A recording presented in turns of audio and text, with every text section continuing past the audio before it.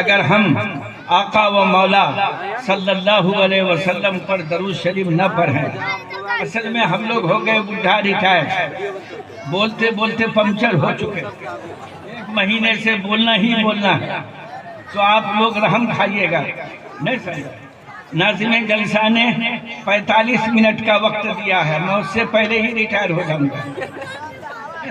120 میں 40 مرد اور 80 خواتین ہیں، اور وہ بوڑھی نہیں ہے، ادھیر عمر کی نہیں ہے، سب دوشیزائیں ہیں، اور ماشاءاللہ سر پر کسی کے دوپٹہ نہیں ہے، تمام بیٹیوں کے سر کھلے ہوئے ہیں۔ قسم خدا کی یہ حضرت عائشہ، حضرت حفصہ، حضرت زینب، حضرت میمونہ کی نظیر نہیں ہو سکتی۔ 2 بوتل شراب پیٹ میں گئی ہے، اب حال یہ ہوا ہے جھوم برابر جھوم شرابی، جھوم برابر جھوم شرابی، اب وہ اینٹوں سے ٹکرا رہا ہے اور وہ گڈھے میں گر رہا ہے، نہیں سمجھا؟ ہے خاک پتی کروڑوں کی بات کر رہا ہے، میں تمہارا پیٹ پھاڑ دوں گا، تو میرا کیا بگاڑے گا؟ مکھیا میرا سالہ ہے، MLA میرا بھتیجا ہے، میں لکھپتی کا بیٹا کھاک پتی ہوں۔ وقال رسول اللہ صلی اللہ علیہ وسلم التمس الخیر فی حسان الوجوہ۔ بزرگان محترم، یہ مارچ کا مہینہ ہے، فروری کا مہینہ گزر چکا ہے، ان دونوں مہینوں میں جلسوں کی بارھ آ گئی ہے، ہر رات میں کسی نہ کسی مقام پر جلسہ ہو رہا ہے، اور چھوٹا موٹا جلسہ نہیں، عظیم الشان اجلاس ہو رہا ہے، اور ہم لوگ جو ہے اپنے جلسے کا عنوان نہایت ہی بھڑکدار اختیار کرتے ہیں۔ عظیم الشان اجلاس سے نیچے کا کوئی جلسہ ہمارا نہیں ہوتا۔ سرکار دو عالم کانفرنس، غوث الورا کانفرنس، تاجدار بطحا کانفرنس، رحمت عالم کانفرنس، تعلیمی بیداری کانفرنس، اصلاح معاشرہ کانفرنس، نہ معلوم کس کس نام کے ساتھ کانفرنسیں ہو رہی ہیں۔ پورے ملک کی مختلف ریاستوں سے علماء کرام بلائے جا رہے ہیں، ان کے بیانات ہو رہے ہیں، کوئی شیخ الحدیث صاحب ہے، کوئی شیخ الادب ہے، اور کوئی شیخ التفسیر ہے۔ ان سب کے بیانات سے ہم محظوظ ہو رہے ہیں۔ گاؤں والوں کے ہزاروں روپیے ان جلسوں کو سجانے میں خرچ ہو رہے ہیں۔ اگر ہمارے یہ جلسے دینی اعتبار سے مفید نہ ہوئے تو قسم خدا کی ہماری ساری محنتیں بیکار اور برباد ہو جائیں۔ اللہ تعالی ہمیں عمل کرنے کے ارادے سے بولنے اور سننے کی توفیق عطا فرمائے۔ یقین محکم عمل پہ ہم محبت فاتح عالم، جہاد زندگانی میں ہے یہ مومن کی شمشیر ہے۔ ہزاروں تقریریں ہم نے سن لی ہیں، ہمارے اندر کوئی تبدیلی نہیں آئی، ہمارے حالات نہیں بدلے، ہم جیسے پہلے تھے ویسے اب بھی ہیں۔ تو پتہ چلا کہ صرف ہم کانوں کی عیاشی کے لیے سنتے ہیں، ہم عمل کے ارادے سے نہیں سنتے۔ اللہ ہمیں توفیق دے کہ میں زبان کا غازی نہیں، کردار کا غازی بنوں۔ اللہ ہمیں عمل کرنے کی توفیق، عمل کرنے کے جذبے سے سنیں گے نا بھائی۔ ایک بار یہ سنیے، حاضی ناقۃ اللہ، یہ اللہ کی اونٹنی ہے، تو اونٹنی محترم ہو گئی، اونٹنی میں عظمت اور حرمت آ گئی کہ ہماری آپ کی اونٹنی نہیں ہے، یہ اللہ کی اونٹنی ہے۔ اسی طرح میں نے کہا کتاب اللہ، اللہ کی کتاب، تو کتاب بھی محترم ہو گئی، کتاب میں عظمت اور حرمت آ گئی۔ بیت اللہ اللہ کا گھر، تو اللہ کے گھر میں عظمت اور حرمت آ گئی، تو معلوم ہوا کہ کسی شے میں نسبت سے عظمت اور حرمت آ جاتی ہے اور وہ شے محترم بن جاتی ہے۔ اس مجلس کی نسبت دین کی طرف ہے، یہ دینی مجلس ہے، اس لیے یہ مجلس اللہ کے نزدیک عزت والی مجلس ہے، حرمت والی مجلس ہے، یہ گپ شپ کی مجلس ہے، ہنسی کی محفل ہے، یہ پینے کھانے کی محفل ہے، دین کی مجلس ہے، یہاں دینی باتیں ہوں گی، اس لیے مجلس محترم ہے۔ اور اس مجلس کی شان یہ ہے کہ رحمت کے فرشتوں نے اپنے پروں سے مجلس والوں کو ڈھانپ رکھا ہے، رحمت کے فرشتوں نے اپنے پروں سے مجلس والوں کو ڈھانپ رکھا ہے، حفتہم الملائکہ، اور مجلس والوں پر اللہ کی رحمتیں نازل ہو رہی ہیں۔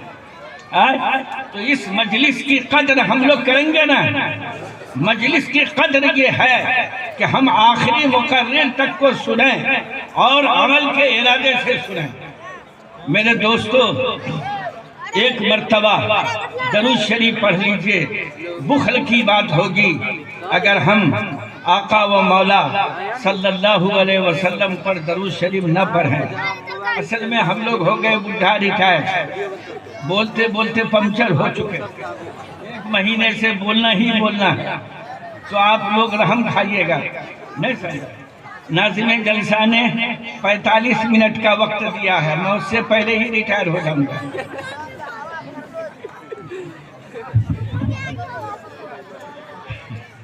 ایک شخص ایک جوڑا بندر لے کر ایک گاؤں میں آیا، اس نے ڈفلی بجائی، محلے کے تمام بچوں کو جمع کر لیا، آ قدر ای قدر چھوٹے بڑے کو جمع کر لیا، اور اس کے بعد انہوں نے، اور جب بچے سب جمع ہو گئے تو بندر والے نے بندر کا کھیل دکھایا، بندر کا نکاح بندرنی سے کرایا۔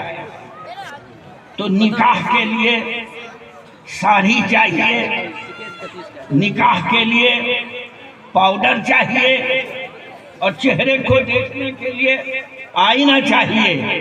تو بندر مالک نے ساڑی کا ایک ٹکڑا رکھا ہوا تھا، نہیں سمجھے، اور پاؤڈر کے لیے تو مٹی زمین کی کافی تھی، زمین کی مٹی پاؤڈر بننے کے لیے کافی ہے، اور ساڑی کا اس نے ایک ٹکڑا رکھا ہوا۔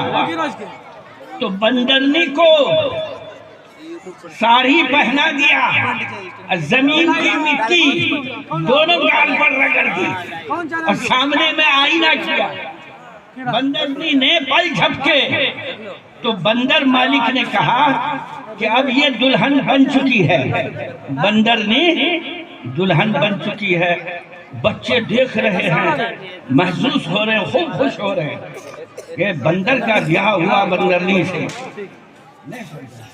اور اس کے بعد بندرنی کو ڈولی پر بٹھا کر، بندرنی کو ڈولی پر بٹھا کر بندر کے پاس بھیج دیا۔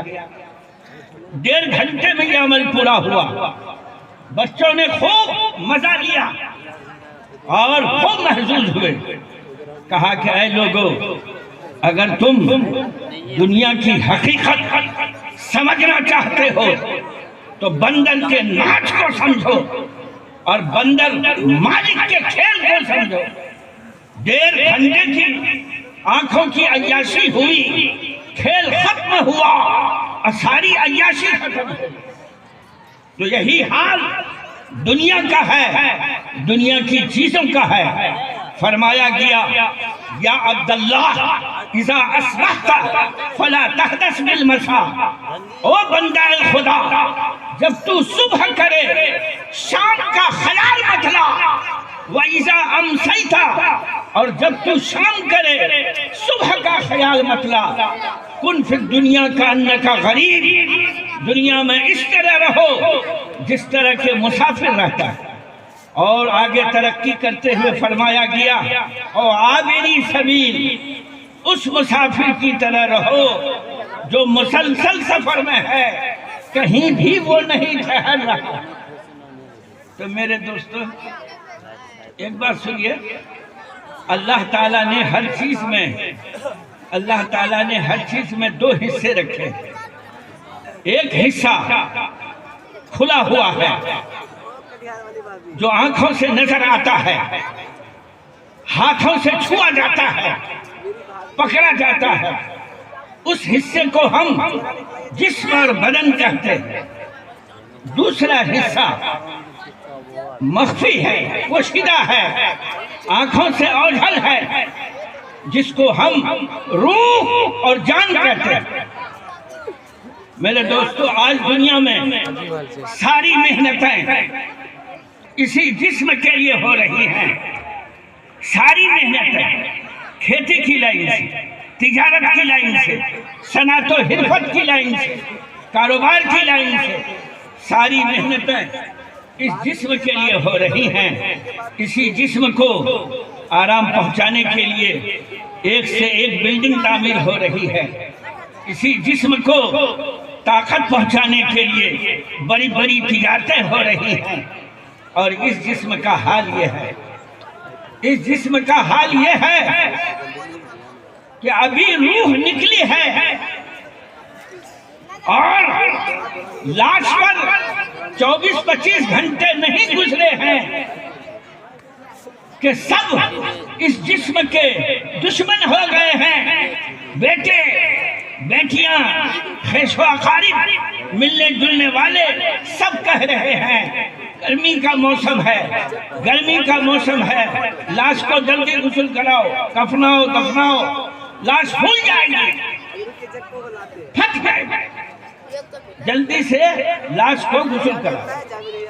یہ سب بیوی دشمن، بھائی دشمن، بیٹیاں دشمن، کہاں ہم رہا دا بدربا مان جو من رفتم ہی دوستاں دشمنن، اگر چشم گوشش تو گردست و پا، زمن باز مانند یک یک بجا، حتیٰ کہ ہاتھ پاؤں بھی اس جسم کے دشمن ہو گئے۔ اور اس جسم کو منو مٹی کے نیچے رکھ دیا گیا ہے۔ یہی وہ جسم ہے کہ جو 60,000 کی چارپائی پر سوتا تھا، ایران کی قالین پر ان کے پاؤں چلتے تھے۔ اس کے کمرے کو 22 لاکھ روپے خرچ کر کے سجایا گیا تھا، جھار پھانوس لٹک رہے تھے۔ آج اس جسم کو کیا ہو گیا ہے کہ 3.5 گز کی زمین میں سویا ہوا ہے۔ اس لاش پر صرف 3 دن گزرے ہیں کہ آنکھوں سے خون بہہ رہا ہے اور زبان سے پیپ نکل رہی ہے۔ یہ زبان جو لاکھوں کی ڈنگے مارا کرتی تھی، جو غیبت کرتی تھی، چغلی کھاتی تھی، جھوٹ بولتی تھی، آج اس زبان کو کیا ہو گیا؟ اس سے خون بہہ رہا ہے، پیپ نکل رہی ہے، پنڈلیاں رانے چھوڑ چکی ہیں، رانے کمر سے جدا ہو گئی ہے، بازو پہلو سے الگ ہو گئے، جسم کا ہر عضو الگ الگ ہو گیا۔ اس لیے کہا گیا کہ ایسا اب اس قبر میں 3.5 گز کی کوٹھری ہے نا، وہاں نہ یہ مرکری ہے، نہ وہاں بلب ہے، نہ وہاں بیوی ہے، نہ بچے ہیں، نہ بچیاں ہیں، کوئی ہے؟ اس قبر میں اگر ہمارا کوئی مونس و غمخوار ہے تو ہمارا عمل ہی ہے۔ اگر ہم نے اچھے کام کیے ہیں، ہم نے کار خیر کیے ہیں، تو یہی کام اس وحشت کے گھر میں، اس تاریکی کے گھر میں ہماری تسلی کا سامان ہوں گے، ہمارے اطمینان کا سامان ہوں گے۔ اللہ ہمیں توفیق دے کہ ہم مرنے سے پہلے وہاں کی تیاری کریں. مرنے سے پہلے وہاں کی تیاری کریں گے نا بھائی؟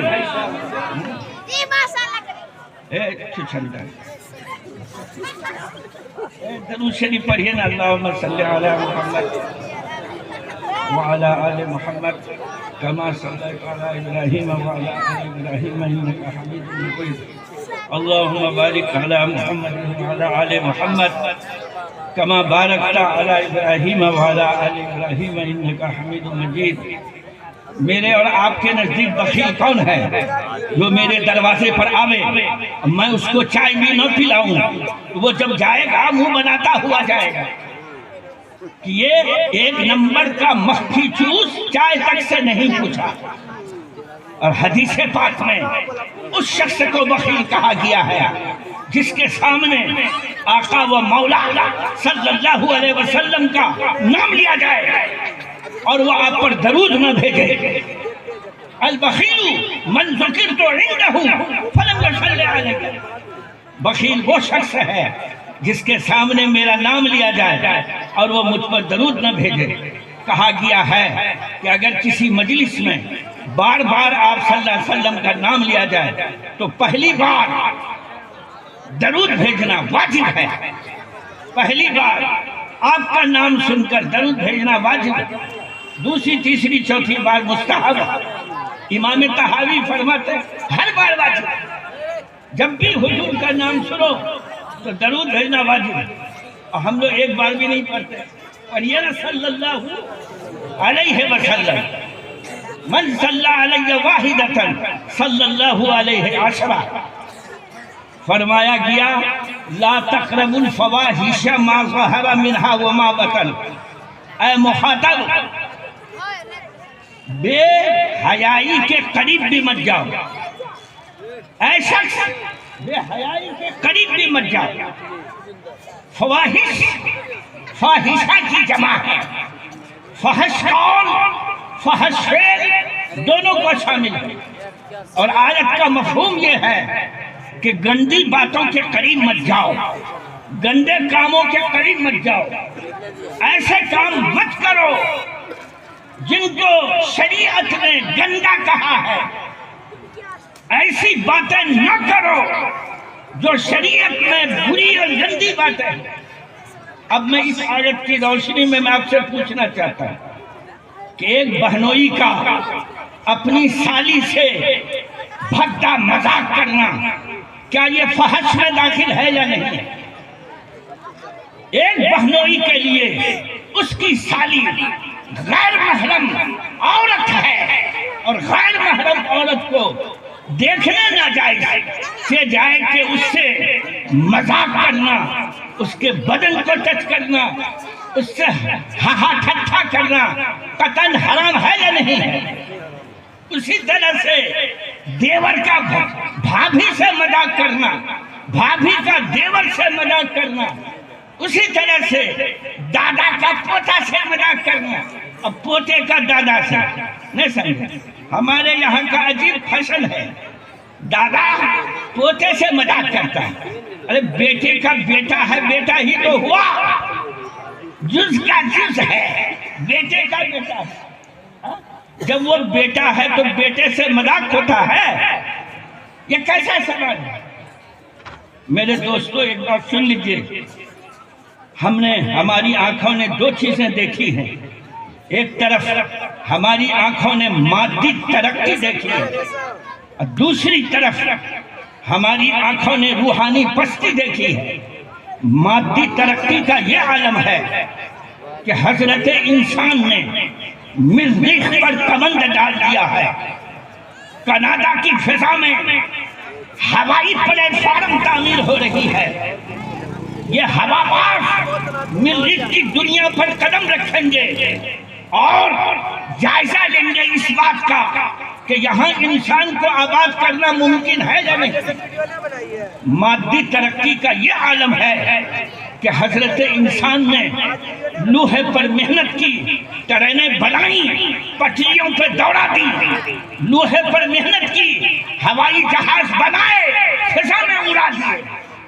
اور ادھر روحانی پستی کا یہ عالم ہے کہ بھائی بہن کا پاکیزہ رشتہ مجروح ہو چکا ہے، بھائی بہن کا پاکیزہ رشتہ تار تار ہو چکا ہے۔ حد یہ ہے کہ باپ بیٹی کا رشتہ، باپ بیٹی کا رشتہ داغدار ہو چکا ہے۔ اللہ ہماری حفاظت فرمائے۔ بے حیائی، عریانیت، ٹھٹھائی سر چڑھ کر بول رہی ہے، جدھر جائیے بے حیائی نظر آئے گی۔ بیٹیاں بیٹا بن رہی ہیں اور بیٹے بیٹیاں بن رہے ہیں۔ دیکھ نہیں رہے یہ لڑکیاں پینٹ خرید رہی ہیں اور شرٹ پہن رہی ہیں، نہیں سمجھا؟ اللہ نے اس کو لڑکی بنایا ہے یا لڑکا؟ اس کو لڑکی کا لباس پہننا چاہیے نا، وہ لڑکے کا لباس پہن رہے، اور یہ لڑکا لڑکی کا لباس پہن رہا۔ عجیب و غریب زمانہ ہے نا۔ اب سنیے، سرور دو عالم صلی اللہ علیہ وسلم نے ارشاد فرمایا، لعن اللہ المتشبہین والمتشبہات، اللہ کی لعنت ہو ان مردوں پر جو عورتوں کی شکل و صورت بناتے ہیں، اور لعنت ہو ان عورتوں پر جو مردوں کی شکل بناتی ہیں۔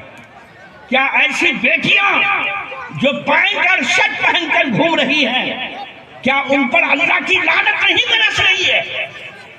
کیا لڑکیوں کا پینٹ پہننا حرام نہیں ہے؟ کیا لڑکیوں کا شرٹ پہننا حرام نہیں ہے؟ یہ روشن خیال لوگ آج پینٹ اور شرٹ پہنانے کو تہذیب کا نام دیتے ہیں، شائستگی کا نام دیتے ہیں۔ ارے اسی بے حیائی کا نام تہذیب ہے۔ ایک طرف جو ہے یہ ہے بے حیائی عریانیت، اور دوسری طرف دیکھیے حضرت فاطمۃ الزہرا رضی اللہ تعالی عنہا اوسط لعلی، حضرت علی کو وصیت کر رہی ہے۔ بخاری جلد ثانی کی روایت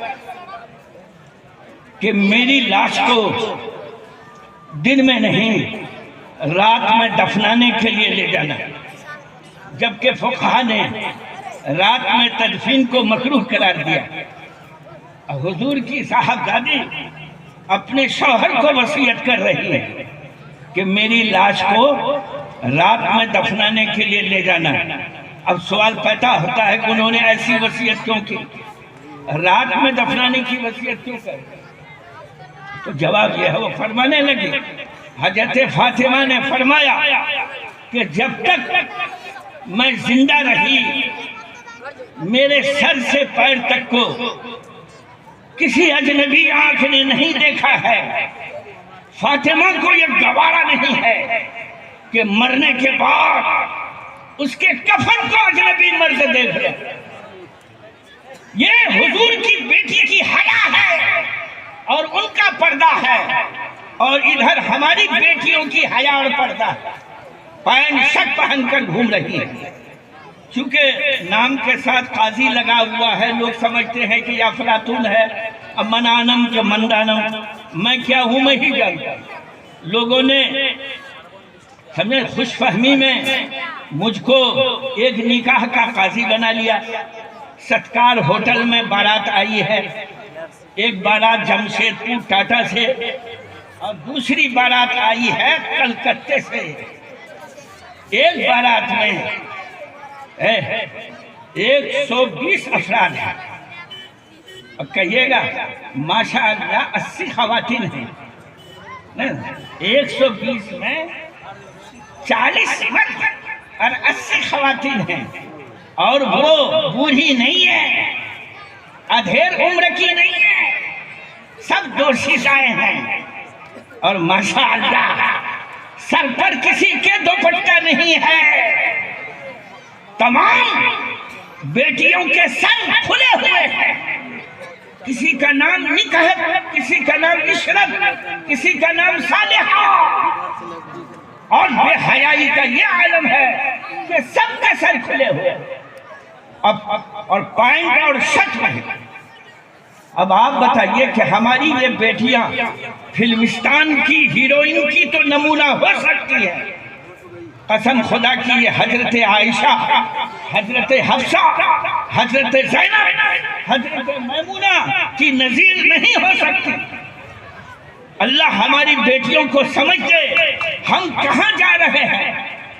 کہا کہ اللہ سے زیادہ باغیرت کوئی ذات نہیں ہے، اسی وجہ سے اللہ نے غلط کاموں کو حرام کیا ہے اور غلط باتوں کو حرام کیا، گندی باتوں کو، گندے کاموں کو حرام کیا۔ قل انما حرم ربی الفواحش ما ظہر وما بطن۔ تو میرے دوستو ایک بات سن لیجئے، اپنی بیٹی کو پینٹ شرٹ پہنانا جائز نہیں ہے، پینٹ شرٹ پہنانا جائز نہیں ہے۔ جس عمل پر لعنت وارد ہوئی ہو وہ عمل ناجائز ہوتا، جس عمل پر لعنت وارد ہوئی ہو ناجائز ہوتا۔ ایک بات اور سن لیجئے، اللہ تعالیٰ نے جس طرح شوہر کے حقوق بیوی پر عائد کیے ہیں، اسی طرح بیوی کے حقوق شوہر پر عائد کیے ہیں۔ اگر دونوں طرف سے حقوق کی ادائیگی ہوتی ہے تو میاں بیوی میں محبت قائم رہتی ہے اور گھر کا نظام چست درست رہتا ہے۔ اگر شوہر بیوی کو تینوں وقت کھانا دے، رہائش کے لیے مکان دے، اس کو پہننے کے لیے کپڑے دے اور اس کی ضروریات کی کفالت کرے، اسی طرح اگر بیوی شوہر کی تابعداری کرے، اس کی خدمت کرے اور اس کی نافرمانی نہ کرے تو پھر دونوں کی زندگی خوشگوار گزرے گی، اچھی طرح گزرے گی۔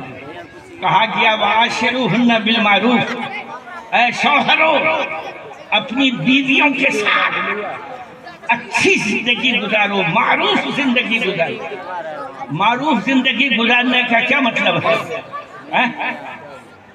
کہ اس کے ساتھ اچھا برتاؤ کرو، اچھا سلوک کرو۔ اس نے تمہاری خاطر، بیوی نے تمہاری خاطر بھائی بہن باپ ماں کی محبت چھوڑی ہے، تمہاری خاطر گھر والوں کو چھوڑا ہے، رشتہ داروں کو چھوڑا ہے۔ اگر تو بھی اس کو پیار نہیں دے گا، تو بھی اس کو محبت نہیں دے گا تو بیچاری تمہارے گھر میں کیسے رہے گی؟ اسی لیے کہا گیا کہ بیوی کے ساتھ اچھا سلوک کرو، اچھا برتاؤ کرو۔ وَلَا تَذَرُوهَا كَالْمُعَلَّقَةِ، اس کو ادھر میں لٹکا کر مت چھوڑو کہ نہ وہ شوہر والی ہے اور نہ بیوی والی ہے۔ اب آپ نے دیکھا یہ جو پی او آفس کا ہیڈ آف ڈپارٹمنٹ ہے، پی او آفس کا ہیڈ آف ڈپارٹمنٹ نہیں جانتے آپ، ایک نمبر کا شرابی جانتے ہیں، ایک نمبر کا شرابی 9 بجے رات میں کھانے میں گھسا ہے، 200 روپے میں اس نے مہوے کی 2 بوتل خریدی ہے اور دونوں ہی شیشی کنٹر میں اڈیل لی ہے، نہیں سمجھا؟ 2 بوتل شراب پیٹ میں گئی ہے۔ اب حال یہ ہوا ہے جھوم برابر جھوم شرابی، جھوم برابر جھوم شرابی، اب وہ اینٹوں سے ٹکرا رہا ہے اور وہ گڈھے میں گر رہا ہے، نہیں سمجھا؟ ہے خاک پتی کروڑوں کی بات کر رہا ہے، میں تمہارا پیٹ پھاڑ دوں گا، تو میرا کیا بگاڑے گا؟ مکھیا میرا سالہ ہے، ایم ایل اے میرا بھتیجا ہے، میں لکھپتی کا بیٹا کھاک پتی ہوں۔ رات کے 11:30 بجے گھر پہنچا، بڑی شان سے بیوی کو کہتا ہے اے حلیمہ کھانا لاؤ۔ وہ 3 گھنٹے سے انتظار کرتے کرتے تھک چکے، ابھی نیند آئی، ابھی نیند آئی۔ یہ تو انگن میں جاتے ہی گدھے کی طرح چلانے لگا، پردے کو پھوڑا، بانس کو چھوڑا، کیا کیا کیا۔ بیوی کو کہہ رہا ہے کھانا لاؤ۔ کھانا لانے میں زیادہ سے زیادہ 2-4 منٹ کی تاخیر ہوئی ہوگی۔ اس نے AK-47 نکالی، 3 گولیاں داغا، میں سمجھا، اور وہ گھر جو سوارا ہوا تھا دیکھتے دیکھتے اجڑ گیا، ماں کی ممتا چھن گئی، بچے بلا اٹھے اور وہ خاتون خانہ جو 7 بچوں کی ماں ہے وہ گھر سے باہر آ گئی۔ میرے دوستو، یہ پی او آفس کا ہیڈ آف ڈپارٹمنٹ، ہماری حکومت نے پابندی لگا رکھی، سمجھ گئے نہیں؟ پابندی اس کے لیے ہے جس کے دل میں اللہ کا ڈر ہے کہ شراب پینا حرام ہے، اور شراب نوشی کو اللہ نے حرام کیا۔ جس کو ڈر ہی نہیں ہے، آپ لاکھ پابندی لگاؤ، وہ تو کسی طرح شراب پی ہی لے گا، اور پی بھی رہا ہے۔ نہیں سمجھے؟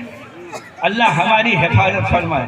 کتنی بیٹیاں جب دارالافتاء میں آتی ہیں اور وہ اپنا درد بیان کرتی ہیں تو آپ سن نہیں سکیں گے، آپ سے برداشت۔ اب ایک شوہر محنت مزدوری کرنے پنجاب گیا ہے، 3 ماہ کے بعد وہ بیوی سے بذریعہ فون رابطہ کر رہا ہے، تو اس کو گھر کی خبر و خیریت پوچھنی چاہیے۔ کیا کریں گے؟ گھر کی خبر و خیریت پوچھنی چاہیے کہ تم کیسی ہو، گھر میں آٹا دال چاول ہے یا نہیں، بچے کیسے ہیں؟ جی نہیں میں نے جو فون کیا تھا فلاں وقت میں تم نے ریسیو کیوں نہیں کیا، تو کس سے پیار کرتی ہے، تو کس کو فون کرتی ہے، تمہارا فلاں سے ناجائز تعلق ہے۔ اب ظاہر بات ہے کہ جو بیوی پاک دامن ہے اس پر شوہر جھوٹا الزام لگائے گا، اس کو تو غصہ آئے گا ہی۔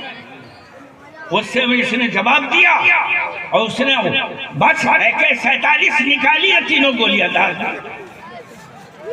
اب آ کے مفتی صاحب سے کہہ رہی ہے کہ 7 بچوں کی ماں ہوں، حلالے کا نکاح مجھ سے کون کرے گا، حلالے کا نکاح مجھ سے کون کرے گا، میں شرم کو بیچ دوں، غیرت کو ختم کر دوں، کیا کروں میں؟ اب آپ بتائیے کہ کیا مفتی صاحب اللہ کا قانون بدل دیں گے؟ اگر بدل دیں گے تو گردن بھی مار دی جائے گی، اور ایسا مفتی فتویٰ دینے کے قابل نہیں، اس کو تو دینا ہی پڑے گا، فتویٰ کے حلالہ کرانا ہی ہوگا۔ میرے دوست ہو گیا نا پورا؟